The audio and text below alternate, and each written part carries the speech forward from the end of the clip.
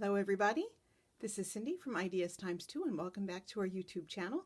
Today I have a short tutorial on making fabric paper fabric, I don't know what you would call it. But last week, and here's my cat, Lizzie Bennett, she likes to help me craft. Last week I made some playing cards that I had embellished, and I had all of the stuff out already, the Mod Podge and some napkins and you know, the brushes and whatnot. And so this weekend I was trying to decide what to do, and since I had all that stuff out, I decided to give this project a try. And so you can see this is what I made. The little bit of fabric, a little bit of glue, and some paper pages and napkins. I got this really beautiful piece of very pliable, easy to work with fabric that can be sewn on, painted on, used in junk journals. I think it's pretty enough to frame and just hang up the way it is. But I'm going to show you how I did this, and I think I have everything ready, so let's craft. I'm going to move this out of the way. So what you're going to need is some very lightweight fabric. This is just some muslin, and the size I just showed you was, I think, 9 by 18 or thereabouts. Here's another little smaller piece, maybe a little easier to work with. And the important thing is that it's lightweight. If it's too heavy, this is just not going to work. So you want a lightweight fabric. And so muslin is perfect, or if you're a quilter and you have some scraps of a lightweight quilting fabric, you can use that as well. A little print showing through your paper is going to be absolutely adorable. So that's what you're going to start with. Then you need some glue. PVA works really well, or just your standard old Mod Podge. Really, any white glue is probably going to do a good job at this. But the thing with the glue that's really, really important is that it needs to be watered down, about the consistency of milk. This is a 1-to-1 ratio of glue to just plain old water. And I'm using PVA today for this project. The next thing you need is some paper. So start with your fabric, you need the glue, and then you need some paper. The paper should also be really lightweight. You might want to use something like this mulberry paper, some pretty napkins you've got lying around, an old pattern, or some tissue paper. This tissue paper is actually not quite as thin as tissue paper, but still pretty thin. I liked it though because it has text on it, and that's kind of what I wanted to work with today. And this I picked up at Hobby Lobby for a couple of bucks, and I have no idea how long I've had it. I was trying to do some reorganizing in my craft room yesterday, and I found it, and I thought, I'm going to find a project to use this for, and so that's one of the things I'm going to use today. So my exemplar here, I used obviously the napkins. If you decide you want to use a napkin, make sure that you get it down to its thinnest ply.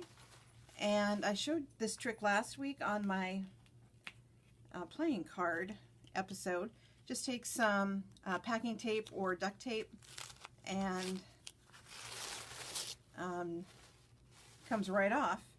This is a 3-ply napkin, so you're going to want to get it down one more level, and there you go. Pretty slick, huh?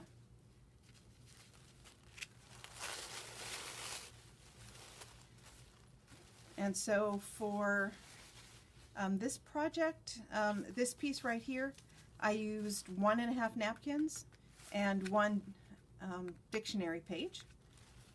and got full coverage with just 1.5 napkins and then not even a full dictionary page.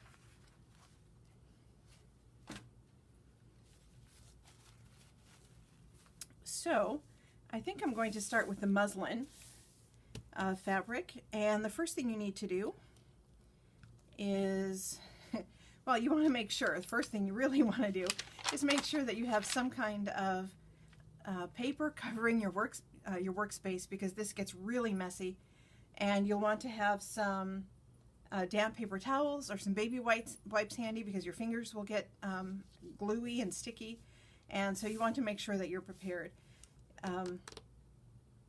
So I'm just using freezer paper with the shiny side up. And then the second thing you want to do is make sure that your fabric is pretty saturated, and make sure you get those corners and edges really well, because they dry, I think, a little faster than the inside, and then your edges you may have to go back and do a little extra on your edges to make sure that everything sticks down. So if you've ever Mod Podged before, basically that's all you're doing is Mod Podging, decoupaging a piece of fabric.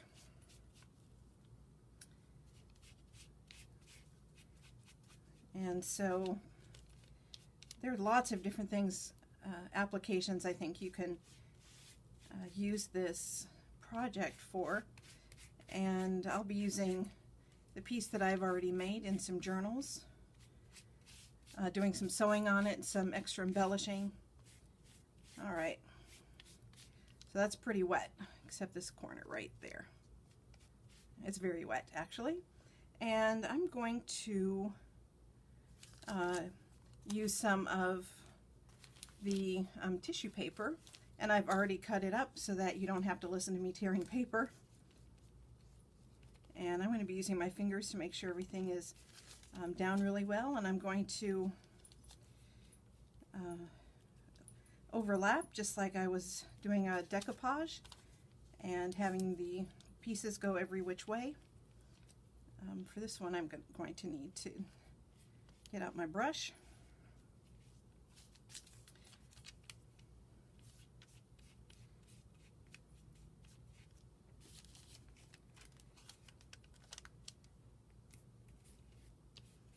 You want to make sure all of the edges are glued down really well.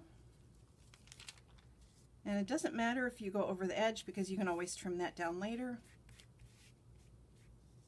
And this is going to be very, very wet, as you can probably see right through the camera, because it's probably pretty glossy.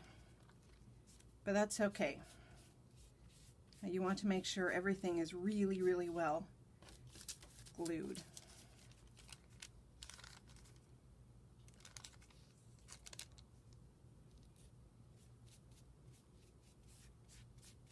And right here I've got a little spot that doesn't have any paper on it.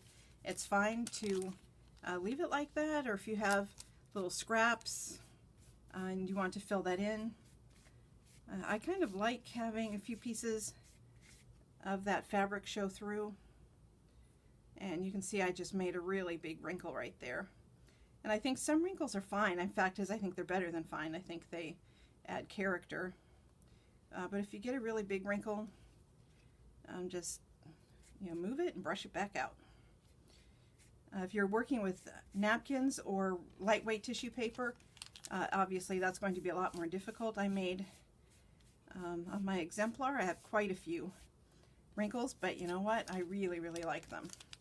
So I did not go back and take any of them out. And that napkin is really, really thin, and once it gets wet, as you might imagine, if you've ever eaten anything sloppy and used a napkin, you know what it's like. So, like one more little piece down here on the corner, and we're good to go. So I have a few wrinkles, but nothing too bad, I don't think. In a couple of places I've left the fabric show through. And when you get to this stage, you can just let it dry. And a warning, it does take a long time to dry, and usually I let mine dry maybe 30 minutes until it's kind of tacky, and then I take it off of the paper and put it on dry paper, because whatever material you're working with, if you're using newsprint or parchment, it gets wet. It'll get very wet, and so to help it dry faster, I switch out the paper. You can put it outside to dry if you have a beautiful day like we have here in Virginia today, and use a blow dryer. I would wait maybe 30 minutes before I start blow drying, but you can use a blow dryer, or you can paint directly on it wet. And I think that's what I'm going to do for this one. I have just some acrylic paints, and I'm just gonna like splop some on. This is pretty thick paint. I might have to add a little bit more water. So that's some sky blue. I'm gonna add a little black. It's probably way too much black. We'll have to see. Some light olive green. And I'm obviously not going to paint the whole thing. I just kind of want a little bit of an opaque color on there.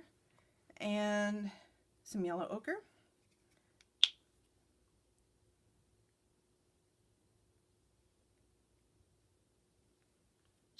And I think I have a paintbrush handy. And just going to, I should have brought a bigger brush.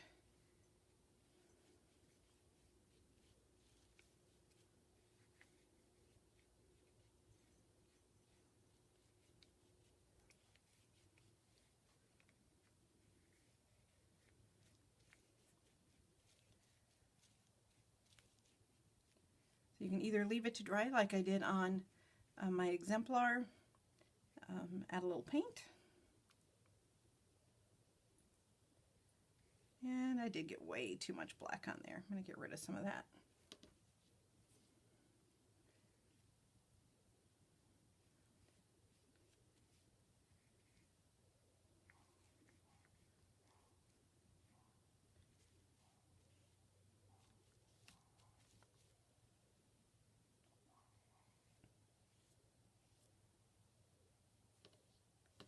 And there you go.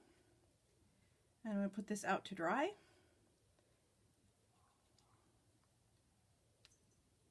Want some of that blue. Try to get some of that down here.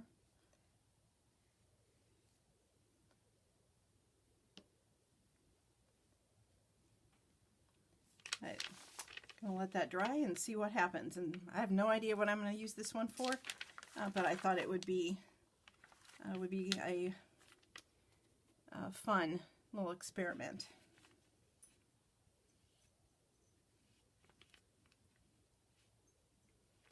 I'm going to move that out of the way, and I already have another piece of fabric ready to go. And same technique as the other one. Start by saturating the fabric.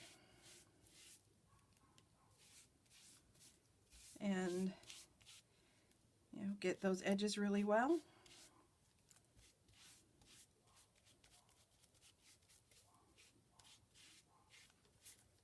Oh. I just fell in love with this fabric. I was at the Quilt Expo at the beginning of October, and my favorite booth that I spend more money at every year than any of the other ones just had this really cute little apple fabric, and I'm a teacher, so I have a fondness for apples, and I just thought it was too cute to pass up. And I have had no plans for it, and when I decided to do this today, I thought, what better fabric to use? Such a beautiful fall afternoon. So I'm using a sewing pattern on this one.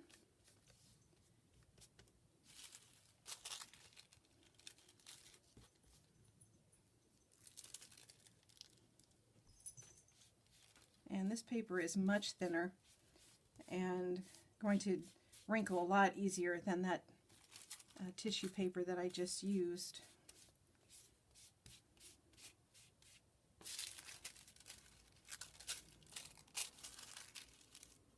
So I'm going to try to go a little faster here. I know it gets really boring and I don't have any fun stories to tell today because, you know, it's the weekend and I've been doing nothing but reading and crafting and laundry. Not a whole lot of fun in that.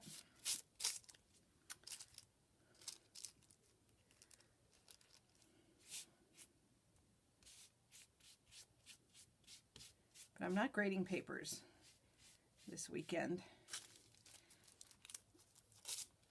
Veterans Day weekend is the first break that I've had this school year, so I wanted to take it as a break.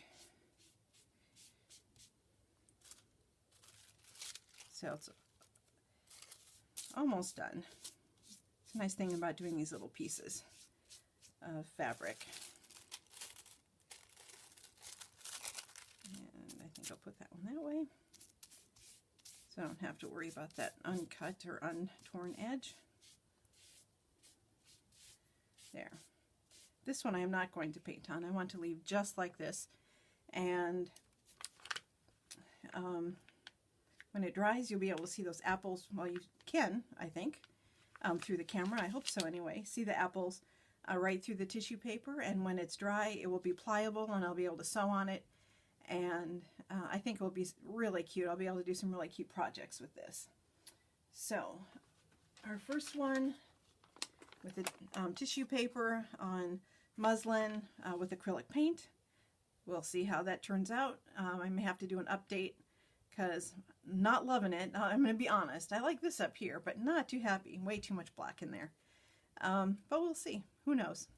And I can always use the side I don't like and get rid of the rest. And that's the nice thing about crafting, that you don't have to be perfect and you can always start over. And then once again, there's my exemplar. And this was just napkins, muslin, and PVA. I don't know. What do you think I should do with it? Give me some suggestions. So that's it. That's all I have for you today. I hope you like this little tutorial and you'll be able to use these projects in your own crafting, in your junk journals, if you need a small picture to hang up in your guest room.